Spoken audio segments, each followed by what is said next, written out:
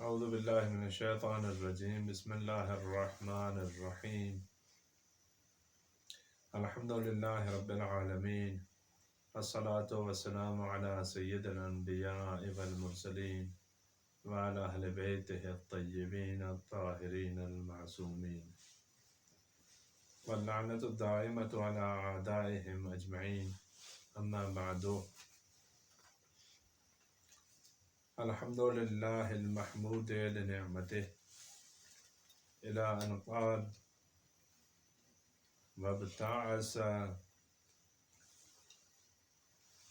وابتعث الرسل مبشرين ومنذرين ليهلك من هلك عن بينة ويحيى من حي عن بينة وليعقل العباد عن ربهم ما جهلوه فَيَعْرِفُوهُ بِرُبُوبِيَّتِهِ بَعْدَمَا أَنْكَرُوهُ۔ ہماری بات اصول کافی کے مقدمے میں تھی اور توحید کو بیان کرنے کے متعلق اور مقدمے کی ابتدا میں توحیدی مطالب کو بیان کرنے کے بعد ابھی بعثت انبیاء علیہ السلام کی طرف آ رہے ہیں، اور خطبے میں یہی ادب ہے، چاہے وہ گفتگو کا خطبہ ہو، چاہے کتاب کا ہو، چاہے دیگر موارد میں خطبہ جو بیان کیا جاتا ہے، خطبے میں یہی ہوتا ہے کہ مہم ترین عقائد کو بیان کیا جاتا ہے، جیسے توحید ہے، نبوت، امامت اور قیامت اور تبرہ، کیونکہ یہ تینوں اقسام بالآخر قیامت کے علاوہ تولا سے مربوط ہیں۔ توحید، نبوت اور امامت یہ تولا سے مربوط ہے، تو آپ کہہ سکتے ہیں کہ خطبہ جامع تولا و تبرہ ہوتا ہے۔ لہذا سب سے پہلے توحید کو بیان کرنے کے بعد ابھی بعثت رسولوں کی طرف آ رہے ہیں کہ خداوند متعال نے رسولوں کو مبعوث فرمایا ان دو صفات کے ساتھ۔ کون کون سی دو صفات ہیں؟ مبشرین و منذرین، بشارت دے کر اور نذارت دے کر، انذار عطا کیا مبشر رسول کو، اور تبشیر، دونوں اکٹھے استعمال ہوتے ہیں بہت سارے مقامات پر،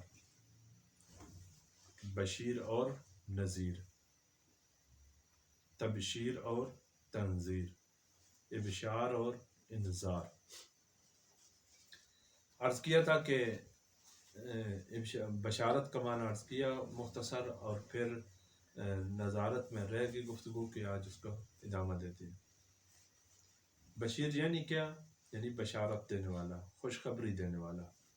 در حقیقت جیسے کسی ارباب لغت نے بیان کیا ہے کہ الخبر فیہ السرور، ایسی خبر، بشارت اس خبر کو کہتے ہیں کہ جس خبر میں سرور ہو، یعنی جو آئندہ کی خیر جو متوقع ہے یا جس کے بارے میں ہمیں پتہ نہیں ہے، ایک آگاہ آدمی آئندہ کی آ کر ہمیں خبر دیتا ہے کہ جس میں سرور ہے، جو اچھی خبر ہے، اور اسی کے برعکس تنذیر ہے۔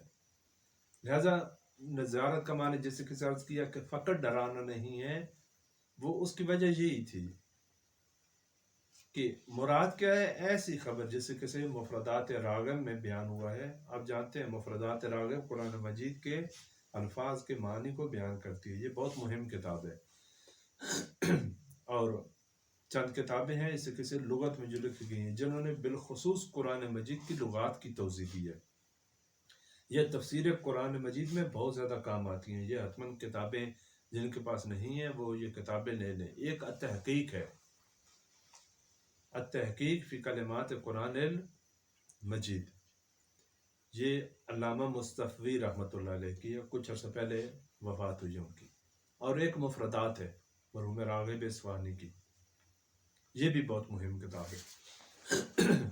اگر آپ قرآن کے متعلق آشنائی حاصل کرنا چاہتے ہیں تو ان لغات میں قرآنی معنی کو بیان کیا گیا ہے، آپ ان لغات سے استفادہ کر سکتے ہیں۔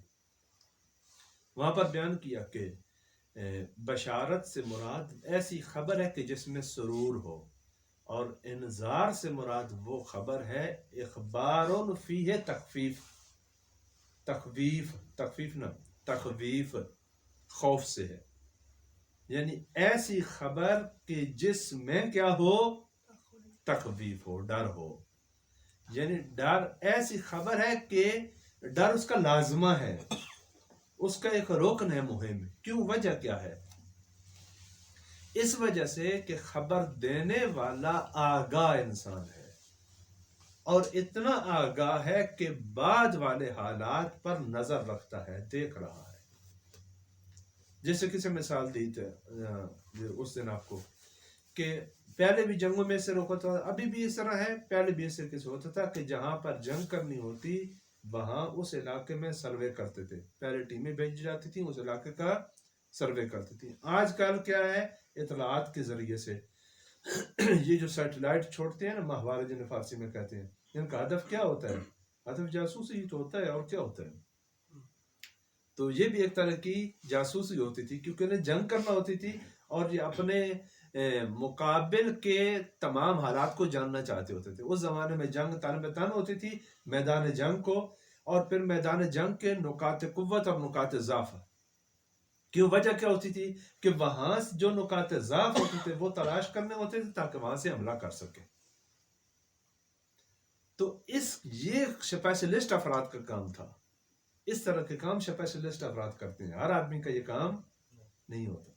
جو اس کام کے لیے منتخب ہوتے تھے وہ نذیر تھے۔ یا دوسری صورت اس کی حال یہ تھی کہ جس کسے اساتید بیان کرتے ہیں کہ جو میدان جنگ میں اونچی جگہ ہوتی تھی، جہاں پر اپنے گروہ کو بھی دیکھ رہے ہوتے تھے اور دشمن کے گروہ کو بھی دیکھ رہے ہوتے تھے، وہاں جا کر جو سیٹی بجاتا تھا، مثلا اگر دشمن حملہ کر رہا ہے تو اس کا کام دوسروں کو آگاہی دینا، اپنی فوج کو آگاہی دینا ہے۔ یہ اوپر بیٹھے ہوتے تھے یا کھڑے ہوتے تھے، دیکھ رہے ہوتے تھے کہ ابھی دشمن ممکن ہے حملہ کرے، تو اس وقت جو آگاہی دیتے والے افراد تھے ان کو کہتے تھے نذیر۔ احد میں یہ لوگ بھاگ گئے، جنگ احد میں جن کو کہا گیا تھا کہ آپ نے یہ کام کرنا ہے، وہ نتیجہ کیا ہوا کہ جیتی ہوئی جنگ، یہ مہم، یہ رول ہوتا ہے اطلاعات کا، کہ اگر اطلاعات صحیح کام نہیں کریں تو فوجیں ہار جاتی ہیں، حتی جیتی ہوئی جنگ بھی فوجیں ہار جاتی ہیں۔ کیوں؟ کیونکہ نذیر نے اپنا کام صحیح نہیں کیا۔ نذیر کا کام کیا تھا کہ جو کچھ دیکھ رہا ہے صورتحال، وہ صورتحال اپنی فوج کو منتقل کرے۔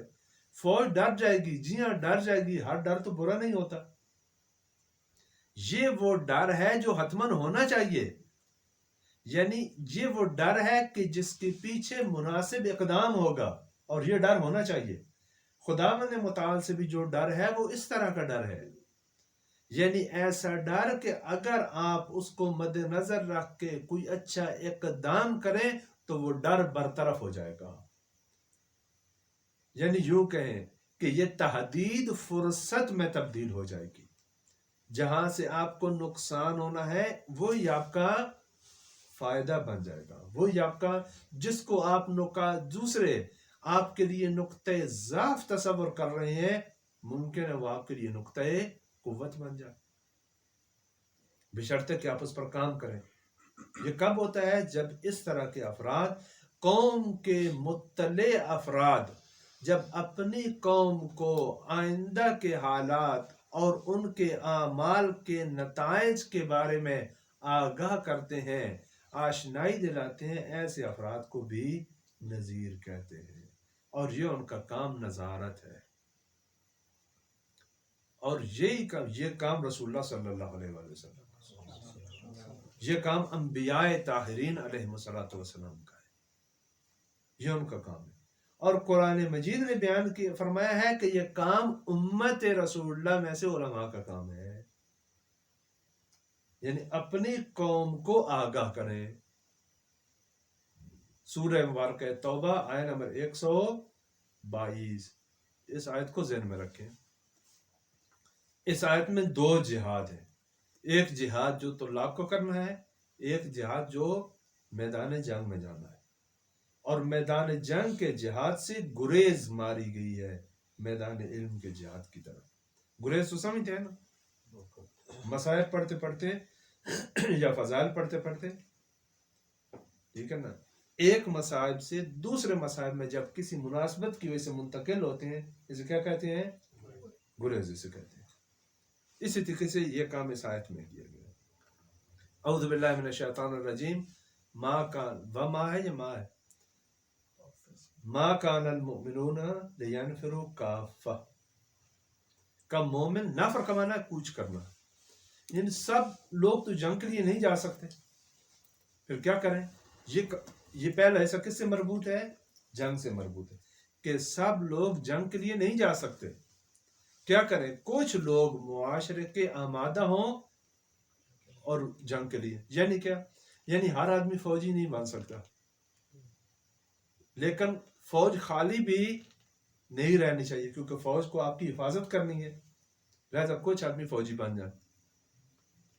ما کان المؤمنون لینفروا کافہ، پھر آگے منتقل ہو رہے دین کی طرف، فلولا نفر من کل فرقۃ منہم طائفہ، ہر گروہ سے ایک آدمی نکلا، ہر گروہ سے، کوئی ڈیرہ اسماعیل خان سے نکل آئے، اس گروہ سے کوئی ڈیرہ غازی خان سے نکل آئے، کوئی چکوال سے نکل آئے، کوئی راولپنڈی سے نکل آئے، ہر گروہ سے ایک ایک آدمی نکل آئے، منہم طائفہ۔ جب یہ ملیں گے تو کیا بن جائے گا؟ خود ایک گروہ بنے گا، جو خود ایک لشکر بن جائے گا، جس سے کسی فوجوں میں جاتے ہیں، فوج میں بھی یہی ہوتا ہے، یوں تو نہیں ہوتا کہ فوج میں ایک علاقے کے سارے لوگ بھرتی ہوں، بلکہ کچھ اس علاقے کے، کچھ اس علاقے کے، کچھ اس علاقے مل کر ایک خود کیا بن جاتی ہے؟ فوج بن جاتی ہے۔ اسی طریقے سے فلولا نفر من کل فرقۃ منہم طائفہ، یہ کس لیے جائیں؟ لیتفقہوا فی الدین، تاکہ دین میں فقیہ بنے، نہ کہ 2 سال پڑھیں اور واپس لوٹ آئیں کہ ہمیں جا کے تقریریں کرنی ہے۔ تفقہ در دین، تفقہ در دین یعنی دین کو عمیق سمجھنا، عمیق اور دقیق۔ دین کی عمیق اور دقیق شناخت کس سے کس ہوتی ہے؟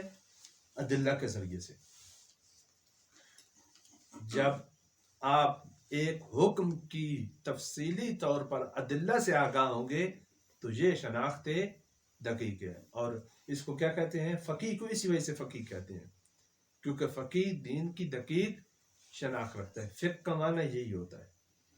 اور لیتفقہوا فی الدین، جو مجموع دین میں، پورے دین میں تفقہ حاصل کریں، فقیہ بنے، آج کی اصطلاح کے مطابق فقیہ بنے، مجتہد بنے، دین کو اس کی بنیادوں سے، اصلی منابع سے دین کو پہچانے، دین کی شناخت کریں، خوب شناخت کر کے پھر کیا کریں؟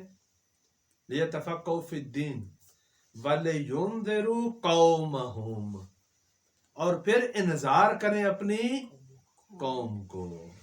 تو بعض طلاب کہتے ہیں وَلِيُنذِرُوا قُومَّهُمْ، یعنی واو کو ہٹا دیں بیچ میں، کہ ہمیشہ ساری زندگی قوم میں ہی بیٹھے رہیں، ٹھیک ہے، لِيُنذِرُوا قُومَّهُمْ، ٹھیک ہے نا، پڑھیں اور کتابیں لکھیں اور ساری زندگی قوم میں بیٹھے رہیں، کبھی بھی تبلیغ کے لیے نہیں جائیں۔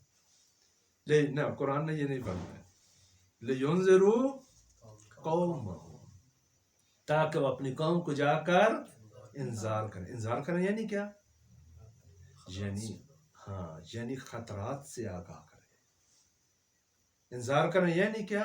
یعنی وہ اخبار دیں، وہ کچھ بتائیں جو خود پڑھ کے آئے ہیں، ان کو ذمہ دار بنائیں، انہیں آگاہی دیں، انہیں بصیرت دیں، لیکن اس طریقے سے کہ اس میں تخویف ہو، ایک طرح کا ڈر نہ ہفتہ ہو کہ اگر یہ کام نہیں کیا،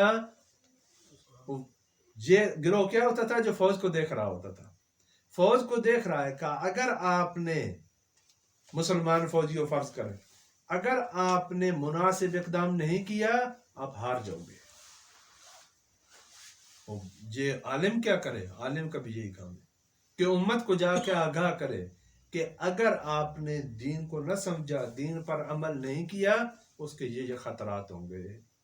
لِيُنذِرُوا قَوْمَهُمْ لَعَلَّهُمْ يَحْذَرُونَ، تاکہ وہ برحضر ہو جائیں.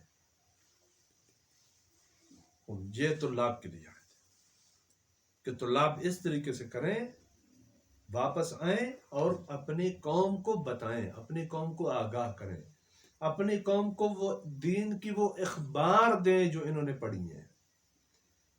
ابتعث الرسل مبشرین و منذرین، خداوند متعال نے رسولوں کو مبعوث کیا ان دو خصوصیات کے ساتھ کہ بشارت بھی دیتے تھے اور نظارت بھی کرتے تھے.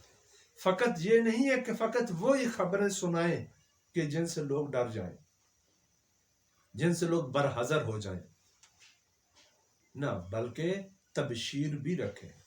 یعنی پیغام میں دونوں چیزیں ہوں، دین کے پیغام میں دونوں چیزیں ہوں. وہ اخبار، وہ باتیں کہ جو انسان کو اس کی سعادت کی طرف لے کے جاتی ہیں، اور وہ باتیں کہ اگر ان پر عمل نہیں کیا تو شقاوت کی طرف چلا جائے گا، بدبختی کی طرف چلا جائے گا. یہ دونوں پہلو تبلیغ میں مد نظر رکھنے ہیں. ان دونوں کا نتیجہ تبلیغ ہے. اور یا یہ کہیں کہ یہ دونوں اسی وقت ہی حاصل ہوتے ہیں جب تبلیغ ہو. ابتعث الرسل مبشرین و منذرین، ہدف کیا تھا رسولوں کا؟ بشارت اور نظارت دے کر، بشیر اور نذیر بن کر. رسول کیا ہدف رکھتے تھے؟ ہدف ایک ہی تھا، تاکہ یہ انسان، یہ سورہ مبارکہ انفال میں 10ویں پارے میں میرے خیال میں پہلے صفحے پہ ہے. بسم اللہ الرحمن الرحیم. لِيَهْلِكَ مَنْ هَلَكَ عَنْ بَيِّنَةٍ وَيَحْيَى مَنْ حَيَّ عَنْ بَيِّنَةٍ. یہ بیان فرمایا گیا. رسولوں نے بشارت دی، انذار کیا. کیا ہدف تھا؟ تاکہ جو ہلاک ہونا چاہتے ہیں ان کے پاس بھی دلیل ہو، اور جو زندہ رہنا چاہتے ہیں ان کے پاس بھی. یعنی کہ کون سی ہلاکت؟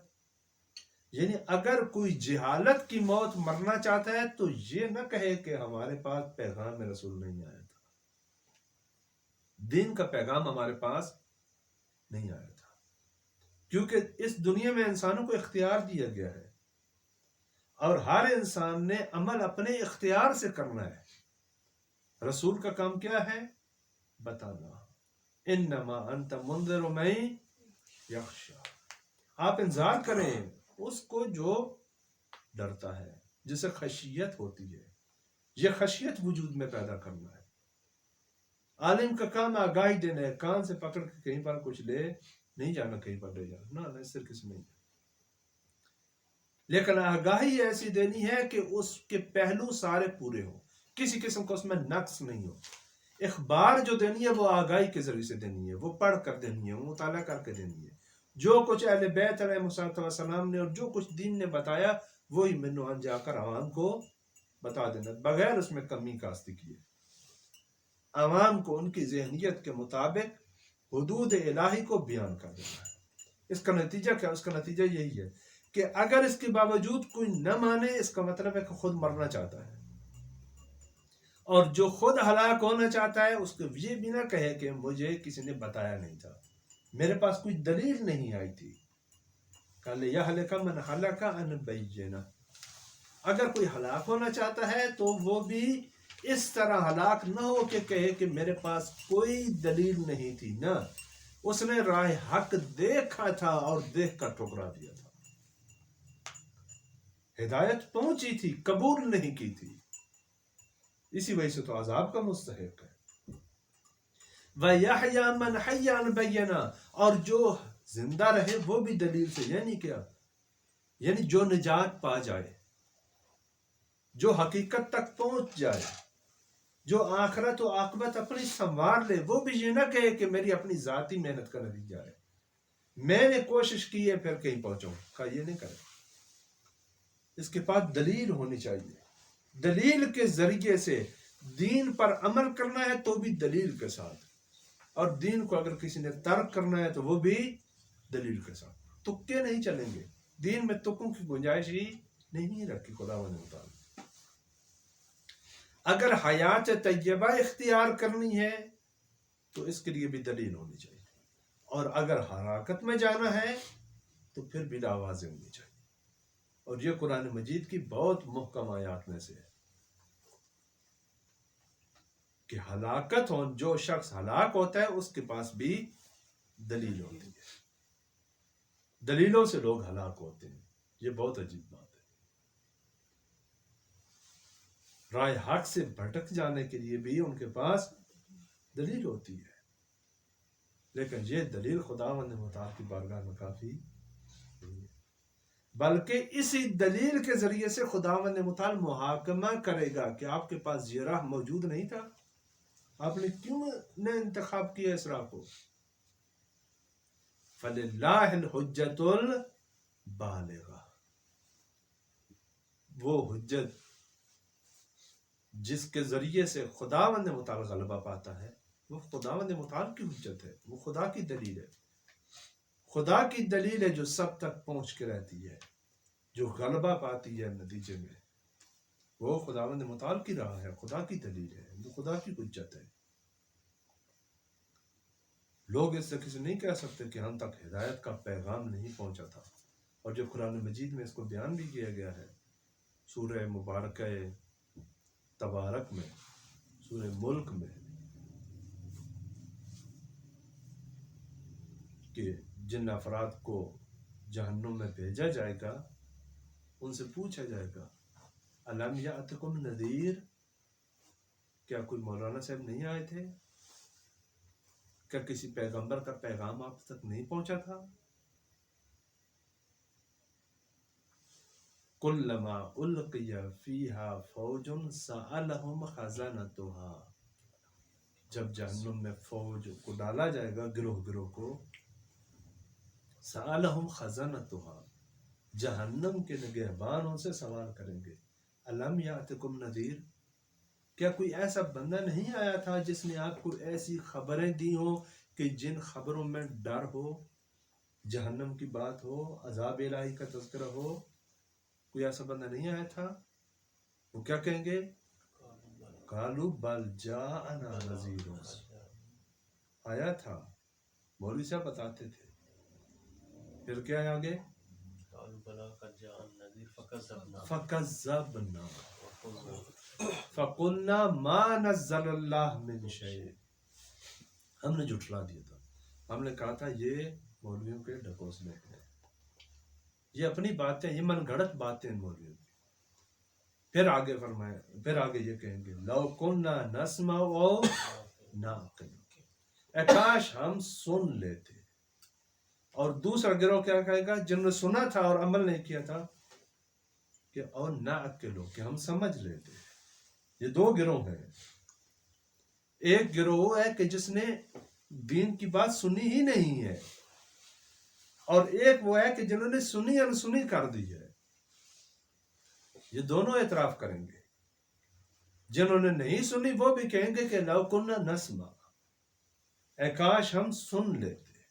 اور جنہوں نے سن کر انسنی کر دی وہ بھی کہیں گے کہ اور ناقل، کاش ہم عقل سے کام لیتے، سوچ لیتے، سمجھ لیتے.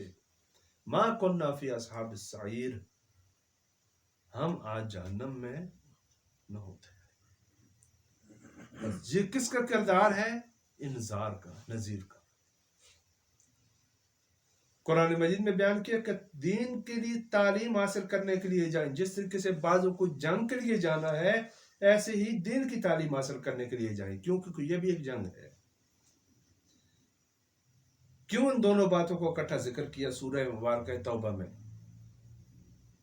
کیونکہ جنگ میں سرحدوں کا دفاع ہے، زمین کا دفاع ہے، لیکن دین پڑھنے میں عقائد کا دفاع ہے، نظریات کا دفاع ہے.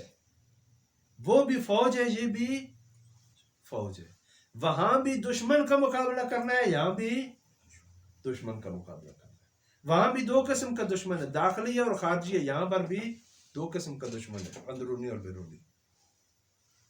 پس ان دونوں میں آپس میں بہت مشابہت ہے، لہذا دونوں کو اکٹھا ذکر کیا.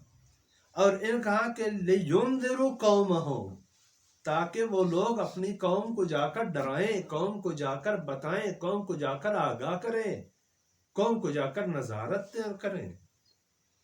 یہ انبیاء کی تو بات نہیں ہو رہی ہے اس آیت میں. یہاں تو عام مسلمانوں کو خبردار کیا جا رہا ہے.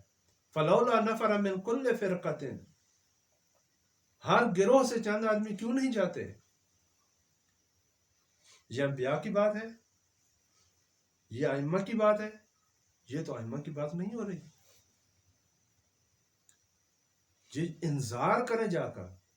پھر سورہ ملک میں فرمایا کہ یہ اسی کے بارے میں سوال کریں گے، کیا کوئی نذیر نہیں آیا تھا؟ ان کو کہا انذار کریں، جنہوں نے نہ سنا ان سے پوچھیں گے کہ کوئی نذیر نہیں آیا تھا. جب انذار کرنے والے نے انذار کیا، انہوں نے سنا، کسی نے سنا اور عمل کر دیا، کسی نے سنا کر دیا، اور کسی نے سنا ہی نہیں. جنہوں نے سنا ہی نہیں یا سن کر اس کا انکار کر دیا، یہ کون ہے؟ لِيَهْلِكَ مَنْ هَلَكَ عَنْ بَيِّنَةٍ، یہ وہ لوگ ہیں جو دلیل کی وجہ سے گمراہ ہوئے. ان کو دلیل یعنی کیا؟ یعنی رہنما موجود تھا، ہدایت کا چراغ موجود تھا، امام بارگاہ بھی تھا، اور وہاں پر میلہ بھی لگا ہوا تھا، مسجد میں اذان بھی ہو رہی تھی اور سرکس بھی لگا ہوا تھا. انہوں نے اذان کو نہیں دیکھا اور سرکس میں چلے گئے.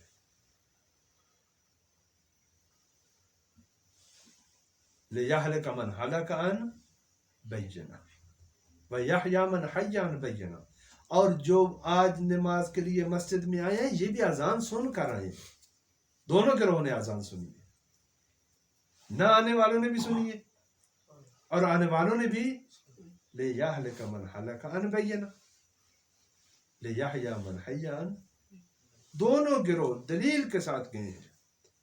لہذا خدا کو یہ نہیں کہہ سکتے کہ آپ کا پیغام نہیں آیا تھا، یہاں تک بات نہیں پہنچی.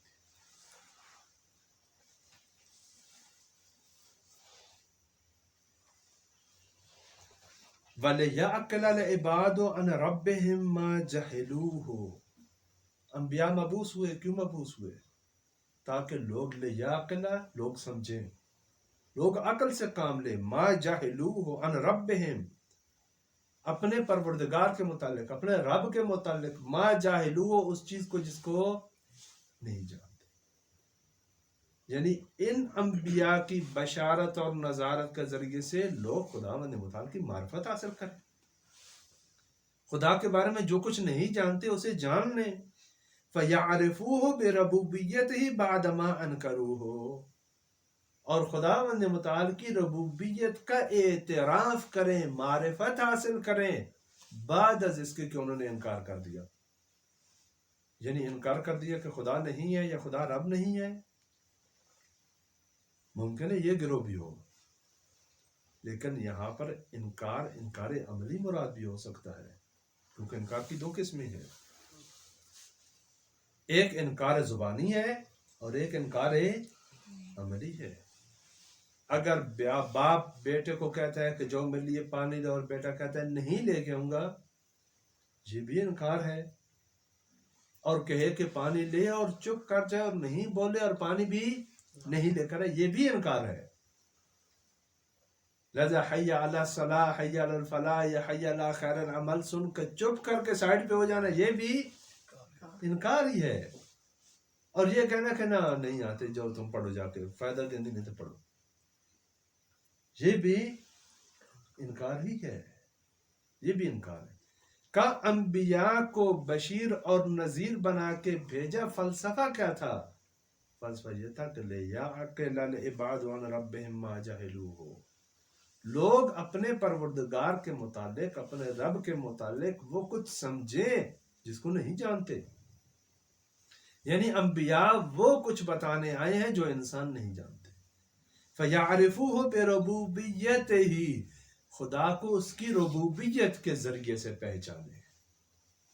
یہ بات اس کی تفصیل عقائد کے درس میں بیان کی جا رہی ہے کہ ربوبیت کو کے ذریعے سے خدا کو کیسے پہچاننا ہے، کیونکہ خدا کی ذات کی معرفت تو ہمارے لیے ممکن نہیں ہے. بس خدا کو کیسے پہچانیں گے؟ کہ خداوند، یہ تمام موجودات جو خداوند متعال کی ربوبیت کا مظہر ہے، یعنی خدا کو اس کی ربوبیت کے ذریعے سے پہچاننا.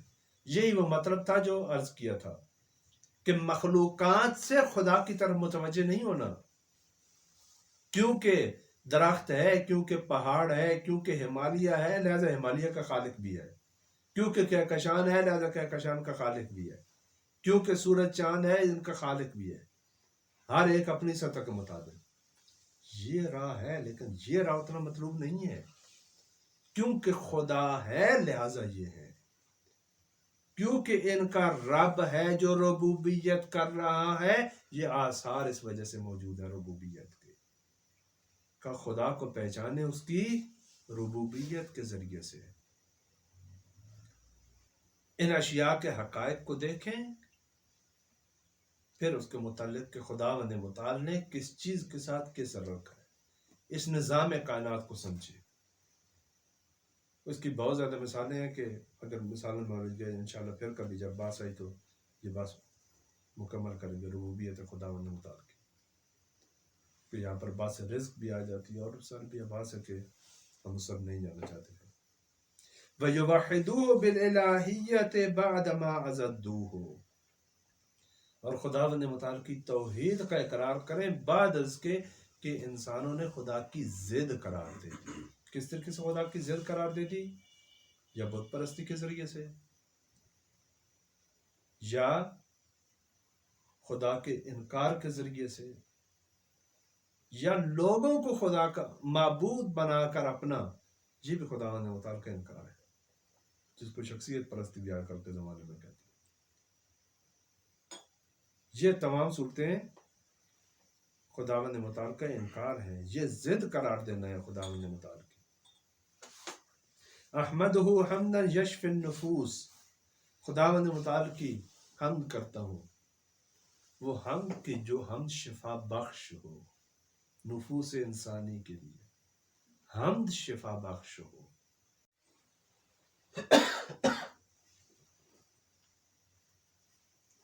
احمدہ حمدا یشفی النفوس، حمد خداوند متعال بجا لاتا ہوں، وہ حمد کی جو شفا بخش ہو، کس کے لیے؟ نفوس انسانی کے لیے۔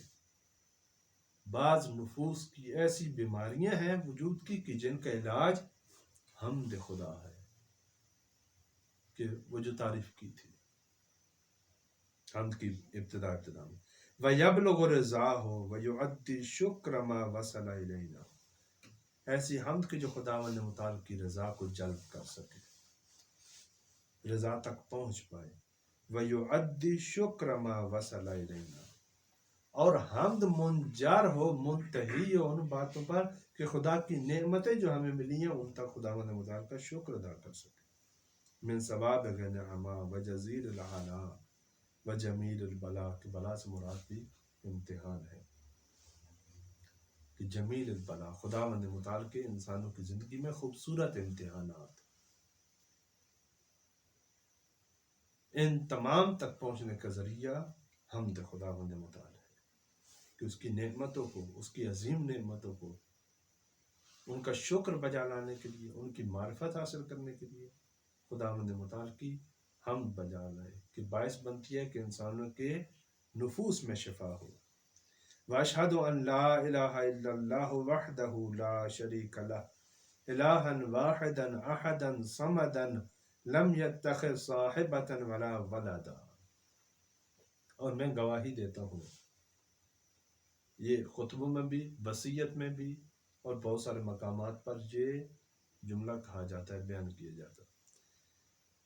واشہد ان لا الہ الا اللہ وحدہ، ہم گواہی دیتے ہیں کہ اللہ کے علاوہ کوئی اور الہ نہیں ہے، وہ واحد ہے، اس کا کوئی شریک نہیں ہے، الہا واحدا احدا، یہ تمام تاکیدات ہیں، ان میں دقیق معنوں میں فرق ہے۔ واحد یعنی فقط وہ، کیونکہ واحد کے بعد اثنین آتا ہے، واحد کے بعد احد اس لیے کہا کیونکہ احد کے بعد پھر کوئی دوسرا نہیں آتا، پھر اثنین نہیں آتا۔ قل هو اللہ احد، خالص ترین توحید احدیت میں پوشیدہ ہے، خالص ترین توحید، ناب ترین توحید، کیونکہ واحد کے بعد ثانی آتا ہے، احد کا کوئی ثانی نہیں ہے، احد کے بعد کچھ نہیں ہے۔ اور یہاں پر بھی بہت پیارے مطالب ہیں کہ یہ انشاءاللہ درس عقائد میں جب یہاں تک پہنچے تو عرض کریں۔ समदन बेनियाज है, लम यत्तखिज़ साहिबतन वला वलदा, उसके कोई हमसर नहीं, कोई बीवी नहीं और ना ही उसकी औलाद है। व अशहदु अन्न मुहम्मदन सल्लल्लाहु अलैहि वसल्लम अब्दुन इंतजबहु व रसूलुन इब्तअसहु अला हीन फतरतिन मिनर रुसूल। मैं गवाही देता हूँ कि नबी अकरम सल्लल्लाहु अलैहि वसल्लम अल्लाह के रसूल हैं कि जिनको खुदावंद मुताल ने चुना, उनका इंतखाब किया और उन्हें मबूस किया। कब? जब फतरत का ज़माना था। फतरत का ज़माना किसे कहते हैं? बस कुरान मजीद तक आगे बयान आ रहा है, जल्दी जल्दी इससे बैठता हूँ। फतरत का ज़माना किसे कहते हैं? दो नबियों के दरमियान का जो फासला होता है उसे ज़माने फतरत कहते हैं, क्योंकि हज़रत ईसा अलैहिस्सलाम के बाद तुलानी अरसे के बाद नबी अकरम सल्लल्लाहु अलैहि वसल्लम मबूस हुए। तो ये दरमियान का ज़माना जो है फतरत कहते हैं। वैसे फतरत का माना जुदाई होता है। अला फतरत मिनर रसूल, ये कुरान मजीद की आयत भी है। फतरत मिनर रसूल यानी एक अरसा दराज तक, 500 साल से ज़्यादा के अरसे तक कोई बीच में नबी और रसूल मबूस नहीं। हज़रत ईसा अलैहिस्सलाम के वसी थे, नस्ल अंदर नस्ल, लेकिन कोई नबी नहीं आया था। वतूल हज अतिम मिनल उम्म, और इस नबी के न आने का नतीजा क्या हुआ कि लोग गफलत की नींद सो गए, और गफलत की नींद भी बहुत तुलानी हो गई। वतूल हज अतिम मिनल उम्म व इंबसात मिनल जहल, जब लोग सो जाए तो वहां पर क्या होता है? वहां पर तारीकी है। अगर घरों में सब सो जाए, गाफिल हो जाए, तो इस घर में लुटेरे आ जाएंगे, लूटने के लिए आ जाएंगे। और इसी तरीके से दिल सो जाए तो दिल की मिरास लूटने के लिए भी ऐसे लुटेरे मौजूद हैं। और अंबिया का तो काम ही दिल से होता था, दिलों को जिंदा करना होता था।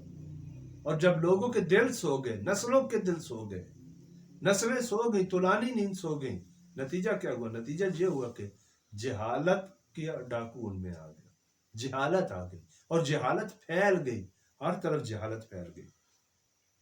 व एतराज मिनल फितना, फितने ने सर नुमाया कर लिया। एतराज अर्ज से है, अर्ज का माना होता है पेश करना, यानी फितनों ने अपने आप को पेश कर दिया, फितनों ने अपने आप को नुमाया कर दिया। हर जगह फितने ही फितने थे। इसकी तोज़ी है वह इंतकास मिनल मुबरम, और हक का पैगाम, पैमाने हक टूटने लग गया। पैमाने हक क्या था? खुदावंद मुताल की वहदानियत, खुदा की तौहीद पैमाने हक है, जो तमाम अंबिया की मेहनत का नतीजा है। क्यों शिरक माफ नहीं है? क्योंकि मुशरिक 1,24,000 अंबिया की मेहनत को जाया कर रहा है। तमाम अंबिया के मुकाबले में खड़ा है मुशरिक। इस वजह से फरमाया कि इन्नल्लाह ला यगफिरु अन युशरक बिही, खुदा शिर्क को माफ नहीं करता। क्यों? क्योंकि शिर्क वो असासी तौहीद, वो असासी तरीन नुक्ता है